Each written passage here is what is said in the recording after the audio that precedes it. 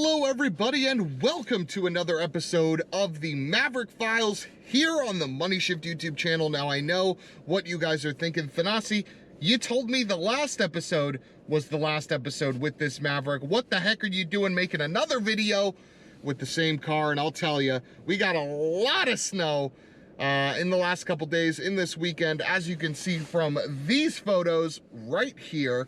And as a result, it delayed sort of anything and everything that I wanted to do to usher in the next vehicle that we'll be using for a file page. So hopefully that takes place this week.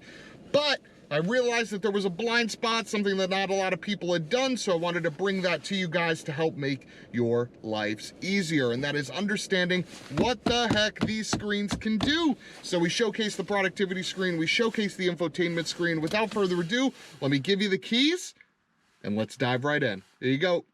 All right, so the first place we're going to be starting in this interior is talking about the productivity screen. Now, I'm not sure if this screen has the exact same options as the base XLT or XL screen, so all I can speak to is this one specifically. Now, if you want to know how you can get this screen, you either have to have an XLT with the FX4 package or a Lariat. So we're going to start out with the select screen menu to showcase what views you can even see. I have calm screen, fuel economy, trip 1, tire pressure, intelligent all-wheel drive, off-road, and now playing selected. Now you won't get off-road unless you have the FX4 package, and you won't have intelligent all-wheel drive unless you have, all-wheel drive. But if you wanted to select another one of these, you can't. You can only have 7 views at any given point, and we will see what those look like in just a second. Now, off this menu, you also have the ability to switch from AM to FM, do some things with your phone, and in the settings, you can click on and off trailer sway control. We don't really need that right now because we're not towing anything. And under the driver assistance, this is where you adjust things in your CoPilot 360 package. So you have the ability to change your pre-collision assist in terms of its sensitivity and whether it actively brakes. This is the system that acknowledges whether an accident is coming, and if you have the active braking selected, will actually brake for you to help you out. You also have the lane keeping system. Again, this is for those that have the CoPilot 360 package on their XLT or XL or Ford Lariat, or have it enabled. There's a way to enable this on an XL, and we'll get to that later on in the episode. Now, the mode, I have it set to aid, where it just actively does things, right? It turns the wheel. I made a whole video on that. You guys can check it out, but you can also just have it alert you or just have it alert and aid for you, and you get to select the intensity from high, normal, and low. I have it set to aid me and normal. Nothing too crazy here. Driver alert system also is great. Cross traffic alert. This is really something I leverage for when I back up. The reverse camera will sort of blink to say that, hey, there's someone coming, whether it is a person or an automobile. And blind spot is the thingamajigs in the mirrors that illuminate when there is a vehicle in your blind spot. The last selection you have is for vehicle, and it is for wipers, and it is for a courtesy wipe, which for those that don't know what that is, looks like this. When you turn on your windshield washers, it does the normal routine, it waits a second, and then it flashes again as a courtesy to you. Isn't that nice? Now let's look at what these views look like on the screen here. This is the trip view. You see your miles there on the left, MPG in the middle, and drive time on the right. This is your tire pressure view. Little Maverick there on screen, which is cool. This is your intelligent all-wheel drive view. Each sort of tire will increase depending on where the power is being allocated. This is the off-road view. Shows you the degrees that the Maverick is sitting at and the steering wheel rotation, which is pretty cool. The now playing view And then the calm screen, I like this one sometimes. There's literally just nothing on here. And if you turn off the Copilot 360, it just shows the speed in the middle. Super nice, super basic, love it. But that is the summary of the productivity screen. Let's make our way over to this guy. Coming in here on this center screen, you are looking at what is on 90% of Ford Mavericks. And the reason why I don't say 100 is because on the Lariat luxury package, you actually get Sync 3. On all other Ford Mavericks, you get this system right here. So we're gonna walk through what is in every option so you guys know whether you're getting a Maverick or whether you own one and haven't really gone through all the menus, what they do, what it looks like, what you can change. As a reminder, I have an XLT with the luxury package. Okay, let's get started. So on this sort of main screen here, you have your radio on the left or whatever is actively playing, whether it's Bluetooth audio, AM, FM, whatever. I currently have FM with the radio station there, and there's even text that tells me what the radio station is. If I was listening to Bluetooth, it would showcase the song and it would showcase the name here. On the right, you have the phone that is actively being paired. This is my cell phone.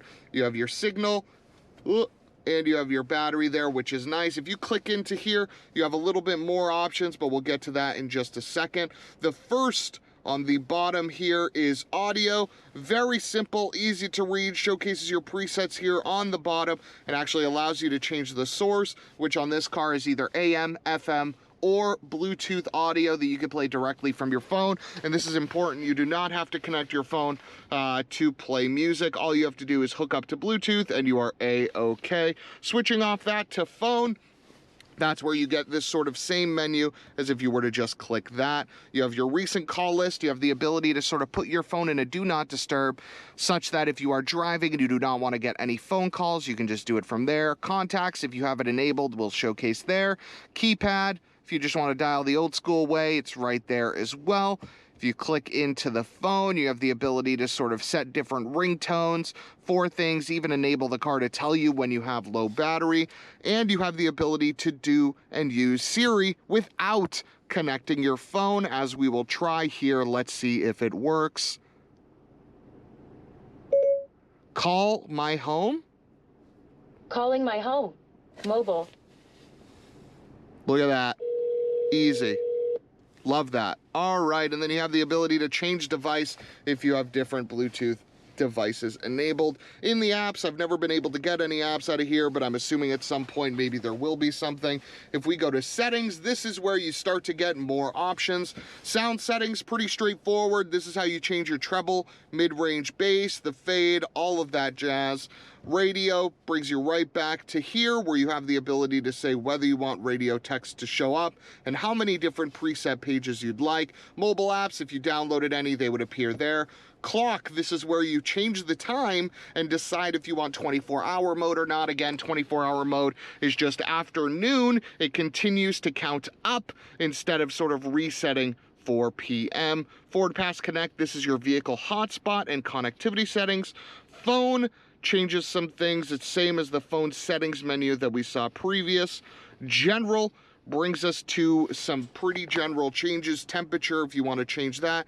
Touchscreen beep is if you want a beep to come in whenever you do anything here, and then you just can have the ability to reset the overall system. Now, as we scroll over to the second page here, we have 911 Assist, 911, which I'm not going to click. Vehicle settings.